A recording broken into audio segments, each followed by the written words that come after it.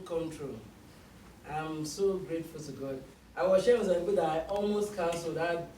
This event has been in my dream board for a while, but I think sometimes it's easy to put it down, but then taking action is like the harder part of it. So when God dropped this in my spirit a couple of months ago, I thought, you know what always comes to our mind? What if this? What if people don't come? What if people say, what is she going to talk about? There were a lot of what ifs. And so I thought, okay, God, you know what, I'll just do an online one. It's easy.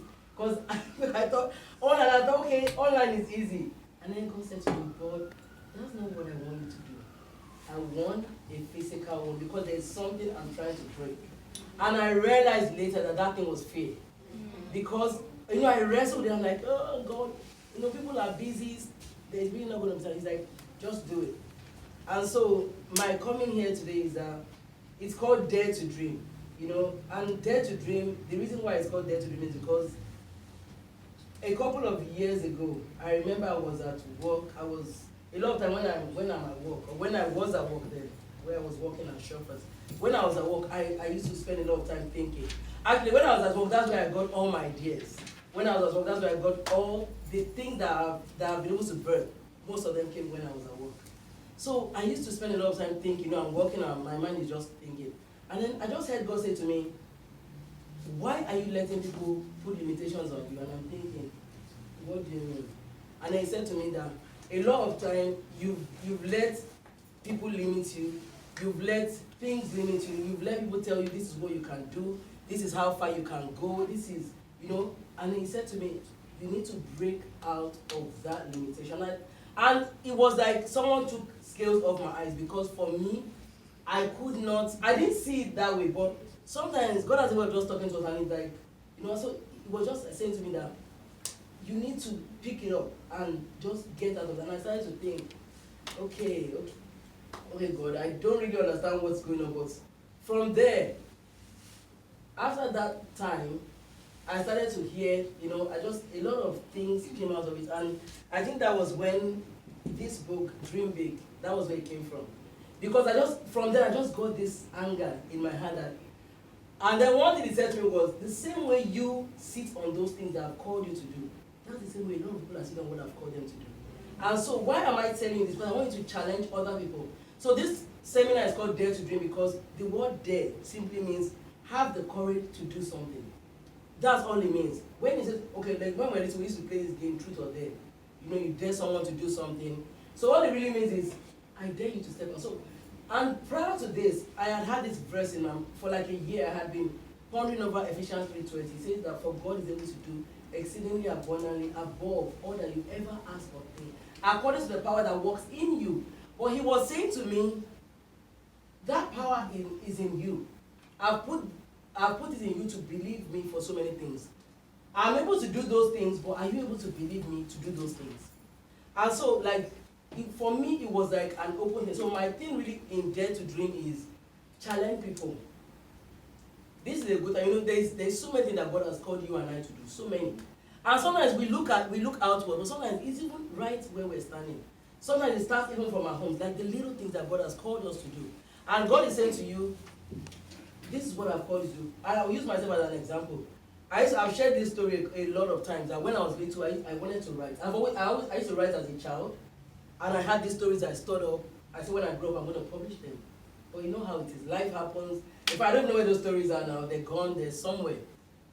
But I remember when God started to bring up my love for writing again, God took me back to those dreams that I had as a child. So for you and I, there's something. There are some dreams that you have that God has put in your heart for a purpose. And I find that it's not even just for you. I find that it's beyond you. Because when God puts things in our hearts, it's more than forget yourself. It's because there are people that are waiting as you obey. I've seen it in my life. When God asked me to start a YouTube channel, I thought, God, who's going to listen? I might not have, I don't have a lot of subscribers, but I remember God said, even if He's only going to bless one person. I've heard people say, testimony after testimony, you started that channel and it prompted me to start a business. That you started the channel and it got me off and I just said, you know what, I'm just going to go for it.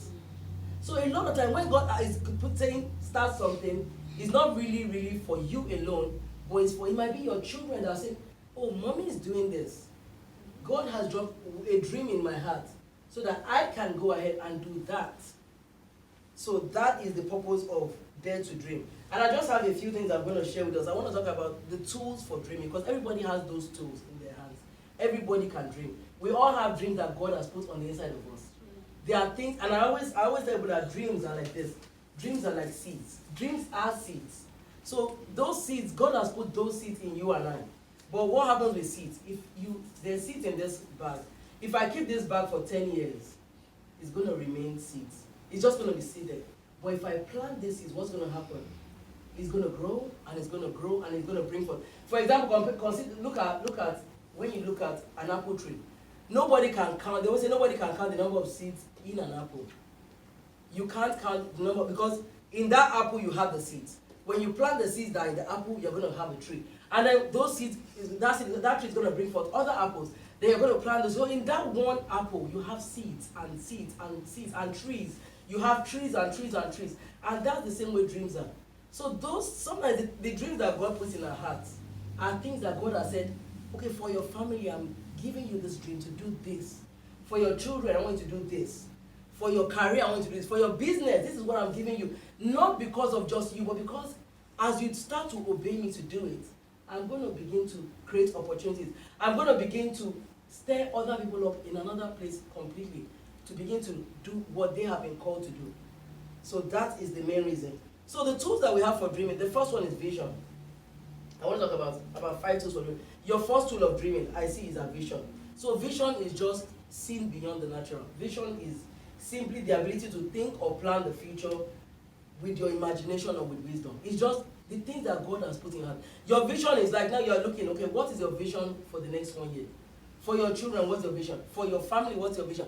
For your parents, so like I remember Steve Harvey shared this in that he always had that dream that he was going to buy a house for his mom. But while he was, back then when he didn't have anything, he always said, Mom, I'm going to buy that house for you. The day he did it, his mom was just like, weeping, because he had that dream in his heart that I'm going to do this for you. And what happens is that when you plan the dreams that God puts in your heart, you have them. Your vision is what you can see. Other people might not see it. A lot of people don't even see it. When God gave Abraham a vision that he was going to have Isaac, Sarah didn't see it. She didn't even understand it. So a lot of people around us would not understand it. God can give you an idea, it comes in form of a dream that, okay, I'm going to start this business, and it's going to do this, this, and this, and this. And you're like, but it doesn't look like, I can't see anything. Or maybe he says, you're going to buy one house, and then you're going to start real estate. But it doesn't look like anything. What I find is that you don't even have to understand it, but if you have the vision, if you put in your heart, this is what you're going to do, what do you have to do? He's waiting for you to step out. I found that until we step out and start whatever he's called us to do, nothing is going to happen. Until we step out and say, okay, I'm going to take this thing. There's a lady, her name is Gigi Butler. I don't know if you know her, they call her Cupcake Gigi. She has cupcakes all over the US. Today she has cupcake stores in about 100, you know about her. She has about 100 cupcake franchise stores that she has. She had a dream when she was little to be a country star. She said it was funny because even her mom sold her an outfit to be a country star. She said she used to wear it everywhere. Her mom said, "Is this girl okay?" But that was her dream. She said she took pictures and she showed us the pictures. She was dressed as a country star. When she was 15, she started a cleaning business. This cleaning business, she said because she didn't want anybody to be giving her money. She started this cleaning business and she was doing it because she wanted to just make money for herself. And she started, when she was 19 or so, she moved to Nashville. Okay, she said, okay, since I want to be a country star, I'm going to be doing my cleaning business. During the day, I'll sing at night. And then she started doing that, chasing this dream of, okay, I'm going to be a country star. But her cleaning business, she was putting, she was investing in it. But she said it came to a time whereby the more she cleaned, she got so good with her cleaning. The more you practice it, what does he do? The more you're diligent, he puts excellence upon it. She said the more she cleaned, she wanted to be a country star. God began to give her opportunity to clean for people that were famous, the up and coming people. And she said one day she went to clean. She started cleaning for this new couple that moved into town. And she said she was cleaning for them, and then most of the time she gets ideas when she's cleaning the washroom. As she was cleaning, she had this 15-year-old girl sitting on her bed. Sitting on her bed and practicing her guitar. She said when she heard that girl play the guitar, she knew that her own dream was not to be a country star. She knew that that girl was the star because she said the girl's voice, she just knew that this girl is going someplace. That girl happened to be Taylor Swift. She said that day she went home and she cried. She said, Lord, but why? Because I know that as she was pursuing her singing, she was doing her thing, but she was pursuing her singing. As she was pursuing her singing career, they had told her no.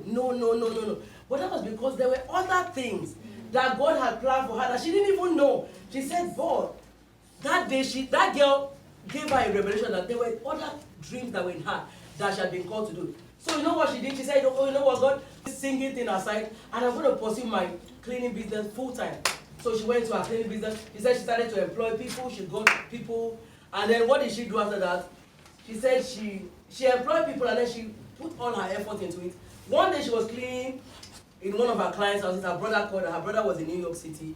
He just went to a cupcake store. He was in a cupcake line for 2 hours. And he said, meanwhile, Didi Butler, growing up, baking was there in their family. They used to bake. Her mom used to bake a lot. So she had learned how to bake from when she was little. Her brother said, Gigi, you need to open a cupcake shop. She said, cupcake shop. He said, yes, you do. He said, I've just been in a line for 2 hours, and the red velvet cupcake is not even as good as yours. You need to open a cupcake shop in Nashville. He said, cupcake shop. Who's going to buy it? So, but her brother sowed a seed in her heart. Reminded her of her first love, which was baking, which they used to bake a lot growing up. She said, oh, she thought, really? Okay, she said, but I'm busy. I have a cleaning business. Leave me alone. I'm busy. I'm doing my stuff. I'm in a client's home. She said, but that seed didn't die. She went and started thinking, oh, could it be? Could it not be? Could it be? Could it not be? He said from there, she started testing recipes. She called her mom. Her mom said, yeah, I'll be willing to, because over the years, her mom makes like variety. They have different kinds of toppings. He said, okay, you know what? I'm going to come up here. I'm going to help you. They started testing recipes. She said, okay, you know what? I'm going to do it. So she said, okay, I'll be making cupcakes at night. And I'll be cleaning during the day. I'm going to clean my cleaning day. So she started making, so at night she would test different recipes. Her mom came over and she started helping her. She went to the bank. She tried to get a loan to start the cupcake shop. She said she had very good credit. Her banker, as soon as she mentioned, what are you going to be? What's it going to be? Cupcakes. He just started laughing. He said he laughed for like 5 minutes. I said, are you joking? Are you crazy? You're going to open a cupcake shop? Who's going to buy it? She said that was it. So she left. So the guy said, no, sorry, we can't give you the loan. She went to the second bank, they wouldn't give her loan. She went to the third bank, they wouldn't give her. She went to the fourth, she said she went to try all the banks she knew. Nobody would give her a loan. She said she took a risk. She said, I'm not telling people to do that, but I took that risk. She took $100,000 cash advance on her credit card. She said that was how much I believed in that dream. Because when you believe in your dream, people would not believe it. Yeah. He said she took $100,000 and she said, Lord, God, I'm going to trust you. I'm just going to do this. And she said she put it into the business. And she said, even when she went to get the building, the guy said to her, she got a good location on the road. And the landlord said to her, what are you going to be selling here? Cupcakes. He started laughing. Are you crazy? Who's going to buy cupcakes in Nashville? Who buys cupcakes? She said, but she knew that God had put that dream in her heart. So you know what she did? She said, day one, when they did all the preparations, they were getting ready to open, and she's thinking, God, I just pray people would come. I hope people will come. She said, when she finished paying everybody off for the preparation to start, she had $33 left. That's why she paid the plumber in her account. Said, Lord, this has to work, because I have to pay the rent of my house. And she had the cleaning business, but she said even her cleaning clients, because they were so sympathetic, they said, okay, you know what?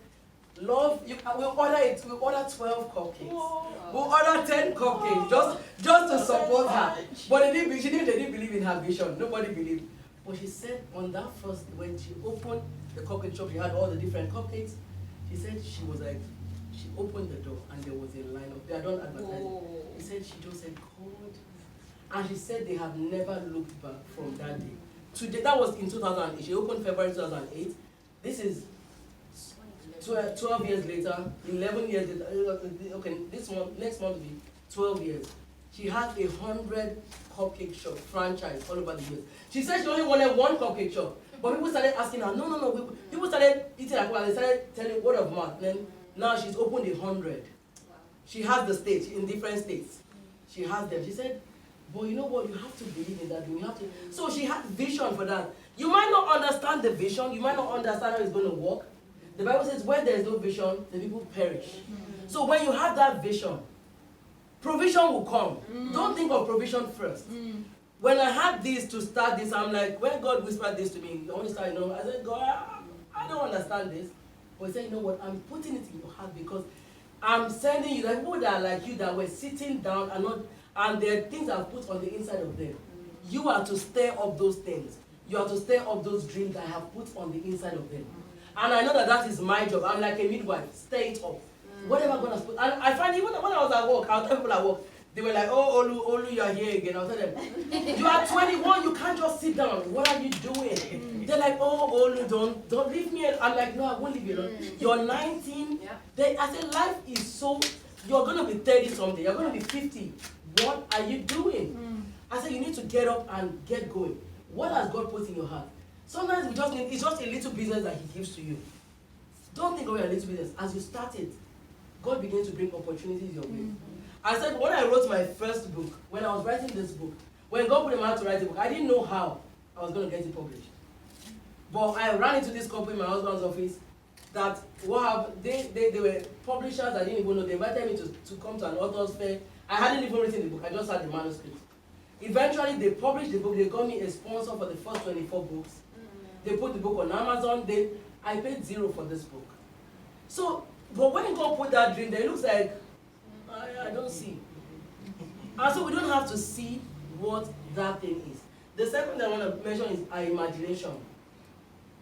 Napoleon Hill says that your imagination is the preview of life's coming attractions. Your imagination, we can imagine. Everybody has that imagination. Sometimes we just need to just sit down and just think, okay, what do I want to do for my parents when I have this? Let's come out of our comfort box of, okay, I don't have, no. Just relax and just say, you know what? Okay, I have $1 million today. What if I had $1 million today? What would I do? Sometimes you just need to imagine big. Just God said that He's able to do exceedingly abundantly. What dreams are you going to give to God as a blueprint? Our dreams, John Maxwell says that your dreams are your blueprint. What dreams are you going to give to God? We might start, a lot of times, even when you are working, you are at work, you are working for somebody else. He's putting a business in you. Start on the side, that business. Don't wait because I'm working for somebody. He might be teaching, he's training you. When I was at work, it was training for things that I need to learn. So when you are working for someone, it's training. Where he's training us for where he's taking us. So let's not say that, okay, no, I'm just doing my 9 to 5. He's training you. You don't know maybe down the lane. Maybe, down the lane, you are a nurse. He said, no, you're going to open a facility. And he's training you for all the admin. He's training you for everything. Because when you open yours, you already know everything to do. You know you have to, you already have the people to connect with. So let's see ourselves beyond where we are and just say, you know what, God, I'm going to step out. And that's why it's a dare to dream. I'm challenging us to just step out of the boat. Step out of, okay, this is just me and I. God, what are you putting on that? What are you calling me for? I have my parents, what dreams do I have for them? My children, what dreams do I have? What is the vision I can see in 5 years' time, in 10 years' time, beyond today? That's the main reason why we're having this. The third thing is we need a notebook and a pen. We need a notebook. Everybody needs one. Because a lot of times, even when you go into your prayer closet to pray, I find a lot of things that I do. God, if we don't write them down, a lot of times we're going to forget. These are tools for dreaming. You need it. Sometimes you just have to say, you know what, where do I want to go? Sometimes they laugh at me in my house because they know my favorite place to go is Dubai. I've been saying it for a long time. They always laugh when I go to Dubai, I'm going to go shopping, I'm going to do this. There's no reason. I just had Dubai. I was going to go before we moved to Canada that year, and we didn't go, and I've always had this. Oh, by Dubai, when I go, Dubai will say, I'm going to go with you, mommy. I said, yes, we'll go and then we'll try. Sometimes you just need to just dream. God has put those dreams in us for a reason. Let's challenge, even with children, challenge your children to dream. Steve Harvey, when he said he wanted to be a stand-up comedian, his teacher called him. They gave them an assignment at school. What do you want to be when you grow up? I want to be a stand-up comedian. his teacher called him after class. He wrote on the paper, see me after class. Called him after class and said, why do you say want to be, do you have a stand-up comedian in your house? No. No, he said, I want to be on TV when I grow up. He said, look at your neighborhood, where do you live? You want to be on TV. Is anybody in your family on TV? No. Is anybody in this neighborhood on TV? No. You can't be on TV. Go and redo that project. He said he took it home and showed it to his dad. And said, Dad, this is what my teacher said. His dad said to him, you have a choice. Are you going to let go of that dream and let your teacher tell you what you can do? Or you're going to take her mark. And then he said, no, he chose to hold on to it. And he went through years, of trying and trying, but God began to open opportunities because he said he will not let go. He said now that he's making so much and so much, he sends a TV to that lady, his teacher, every year. Every Christmas, so that she can see him, she can watch him on TV. You said I'll never be on TV. So we have to do what? You have that, write it down, hold on to it. Don't let anybody tell you what you can and you can't do. Because people will always tell you, sometimes they even want to do what you have been called to do, but because they don't know how to do it, then they say, oh, no, don't even think about that. Oh, that's not possible. So don't let anybody. Have your notebook. And like I was telling you, this I started writing, this is my vision book. 2014 is when I started this particular one. I have things in here. This Dare to Dream is in here, in a way. I was sharing with my sister the other day. I've had it on my hand for like 5 years. I want to have a women's day. I have different things I write in there. I just dream, I just write them. And when at the time, it looks like 2014. It looks so impossible, but dream. Don't let things around us shape us, circumstances shape us. Sometimes we just need to just say, you know what, I don't care what circumstance I'm in, I'm just going to do what God has called me to do. It doesn't matter. A lot of people, if you ask people to step out, like that lady I just said, I showed Gigi Butler, everybody told her you can't do it. Today she's a millionaire because she chose to do what? Step out. She chose to step out. She was doing her cleaning business and she started that on the side. And eventually she started to do that full time because that now exploded. So don't let anything go. The next thing is your dream board or your vision board. I have this. Some people call it dream boards. Dreams are just goals with a deadline. That's what a dream board is. So you have your dream board, for example, or a vision board. The reason why we have this do a big thing. Like for me, I always say, the reason why you have a dream board, have this. I always encourage your children to have it. Because there are things that they want to do 5 years down the lane. They are like life things that you want to do. Okay, I want to do this, this, and this, and this. You put it on there. Why do you put it on there? Because every time the devil tells you you can't do it, you say, I have it on there. When you put it on there, what do? You begin to speak over it. The more you speak over it, the more you believe it. The Bible says that as a man thinks in his heart, so is he. The more you believe it, the more you begin to take action towards it. So that the main reason for this is because you can put what you want to do. And when you look at it, the first time you look at it, you might laugh. I want to see. You can see I don't have Dubai on there. It's just a practice one, but it's not mine. It's just a practice one, but I have Dubai. That's not how much I think of it. Yeah. So that's just an example. When you put it on there, it might be 5 years. Things that you want to do in 5 years time. Put it beside your bed or somewhere that you can see it. You know what it does to you. Every time you look at it and you oh, thank God because my business starts. Thank God because I have enough to start my business. Thank God because, oh, I'm going to do this and this. Thank God because I want my children to go to this particular school. And you begin to, it gives you, and then what happens? You begin to dream towards it. Things that you want to see in that I find that you begin to add more and more and more. And then one day it's going to come, the more you speak over it, one day it's going to come back, and you look and you say, oh, look at what the Lord has done. So that vision board is just like it is, visual. It's very visual for you to go to where He's taking you. And the last thing I have for tools for dreaming is your obedient and listening heart. When God gives us instructions, the biggest thing is when He puts dreams in our heart, He says, I'm able to do exceedingly abundantly, but He's not going to come and do it for you. He would not stand up to do it for you. You have to take the step. You have to step out of the boat. You have to do it. He's backing you up, but if you don't step out, there's nothing He can do. So what He's saying is that, my child, I've put the belief in you, I've put the dreams in you, I've put those things in you, I've put those seeds for you to sow it. But as long as you keep sitting on them, there's really nothing I can do. So we need to take a step of faith and say, you know what, I'm going to do this. I'm going to take a step of faith, and I'm going to run with everything that You're giving me to do. I also want to share, I just want to tell you about this lady because her story is really peculiar. Her name is Debbie Macomber. That's before I conclude. Her name is Debbie Macomber. She is a New York bestseller. She has about 170 books, 770 million books in print. But her story didn't start like that. This lady she writes romance books. She has a lot of. She's a Christian, but she merges her Christianity with what she does. So this lady, growing up, her teacher, in fact, I thought the teacher told her that she told her mom, Debbie is a very good girl, but she's never going to amount to anything. And she said, and she didn't. She barely graduated from high school, but she's always had this dream to be a writer. She's always had a dream. But it didn't come to pass. He said that dream was there, it was there. So she said when she graduated, she got married really young, she had 4 children. And then she said one of her cousins died of leukemia. And she said it was as if God was saying to her, if you're going to live that dream of being a writer, now might be a good time to start. She said that was the thing that stirred her up. And she said it was hard for her.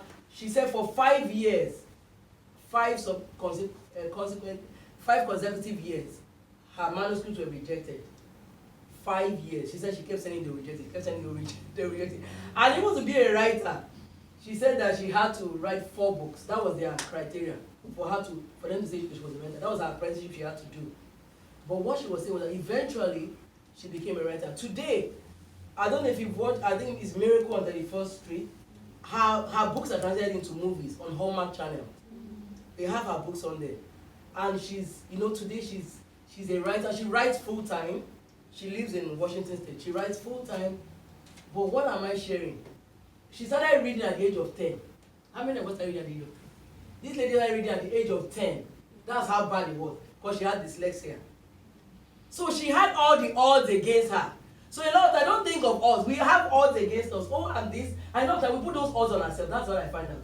Like God was saying, why are you letting people? You are putting limitations on yourself. So a lot of times we put limitations on ourselves. Not even, we put it on, and then people now add to it and say, oh yeah, this is how you are. But today, she's out there. Her books are translated into movies. She's doing a lot. But why am I sharing that story? Because she was able to break the barrier.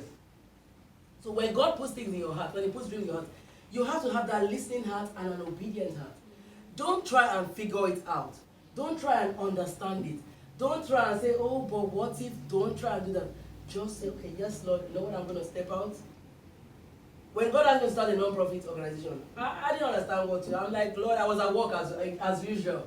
I missed work for that because it was my birthing place for a lot of things that I've gone through. I was at work and God just said to me, no, and I started hearing non-profit. I'm like, non-profit. And then I started hearing teenagers, young adults, women. I'm like, okay, I don't know what that means. Eventually, he broke it down to me and said, I want you to impact women, teenagers, young people that are just, that feel like, and why that group? Because a lot of them are vulnerable. Women are very vulnerable. Teenagers are young adults are there, they're like sponges. So whatever they put in, they soak up a lot. So when he put it in me, I said, how? I said, yes, Lord, okay, I'm going to do it. And I found every step of the way, I just had to obey. And God was always opening the door. He was always bringing people to help me. He was always bringing people to, even like with my YouTube channel, my son helps me to edit, he does. I don't know how to do all those things, but I found when you just step out, when God says, start that business, all you're asking you to do is do what? Make the business cards. Make it, try and give it to somebody. Make the business card, give it to somebody. That will give it to somebody, that will give it to somebody else. That's your job to do. Do we understand? So that's what he's saying. He's just saying, you step out. Start. When you start, sorry about that. What he says that when you start, make that business card. He's not going to make the business card for you. Mm-hmm. He's not going to tell your friend that, okay, I'm doing, I was saying to somebody this morning, a lot of times we have things that God has put inside of us. But if we don't step out, like I have a sister here, she's so, when you say industrious, she's so, I don't know the word to use. She goes out of the box to do things. She's very good, she's always, but she knows how to get the word out there, to say, okay, you know what, I'm good at this, and then people call her. They call her all the time, she's always booked for those things. If people don't know that you know how to do that thing, they won't call you, they won't ask you. So what are we saying? You step out of the boat and then let God take over. That's the word, take over. So that's my thing to you all this morning, just to challenge us that this is a new year, a new decade. Whatever God is calling you to do, you know what? Let's step out. Let's not sit there. Like I said, this is me stepping out of my boat. It's not. Another thing I wanted to mention before I leave here is that it's always most of the time it's out of our comfort zone. Don't look at it through the lens of people. Don't look at it through the lens of what to do. It's always out of our. I like to, I talk, I know that, but I said to God, what am I going to say when I stand there? So a lot of times it's out of our comfort zone. So it doesn't always have to be, comfort zones, when you're out of your comfort zone, it stretches you. Let God stretch you, whatever He wants to do with you. Let Him stretch you. As He stretches you, what happens? Your capacity increases. If He doesn't stretch us, we don't grow. When a woman is pregnant, the older the pregnancy gets, what happens? The tummy starts to protrude. Because now the baby is stretching and stretching until she's like out there at 9 months and she's imagine if we're 9 months and then you can't even see it. So let God stretch us in this season. Let God stretch you. He's asking you to do more hours than this. Let Him stretch you. He said maybe the job I work, nobody wants to take that job. He's getting you deeper in that so you can learn the ropes for where He's taking us. Thank you so much for listening.